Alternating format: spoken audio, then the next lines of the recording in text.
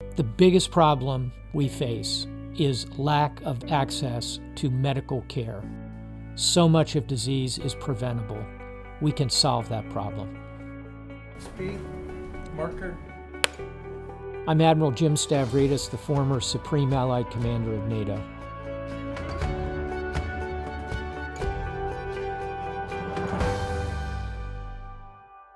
"20% of the world's population has no access to basic medical care.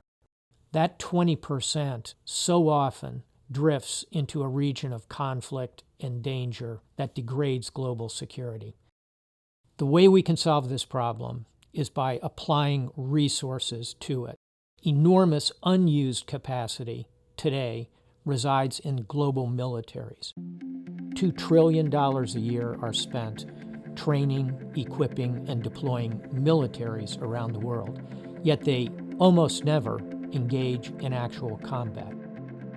Those resources are parked in hangars, their ships tied up alongside docks, but they're not putting real capacity into solving global problems. Instead of thinking about warships as designed only to launch combat power, we should think about our ships coming together to operate in humanitarian flotillas. The U.S. Navy has 2 hospital ships, the Mercy and the Comfort. They're designed principally to provide hospital beds in the case of combat. 95% of the time, they're never used in that capacity because we're not engaged in major war. Some years ago, when I was the commander of U.S. Southern Command, I ordered the deployment of the hospital ship Comfort to Nicaragua.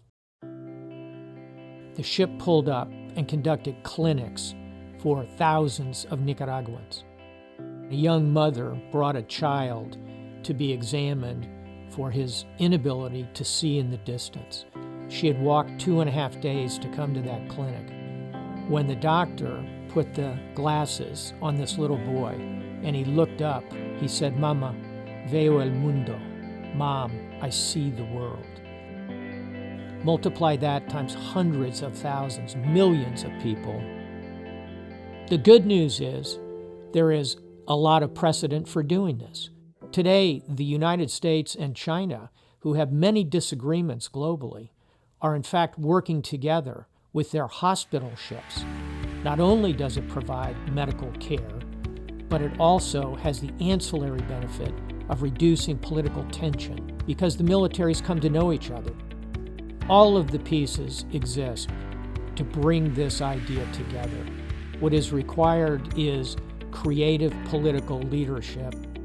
Imagine a world in which the 20% of the globe's population has access to medical care.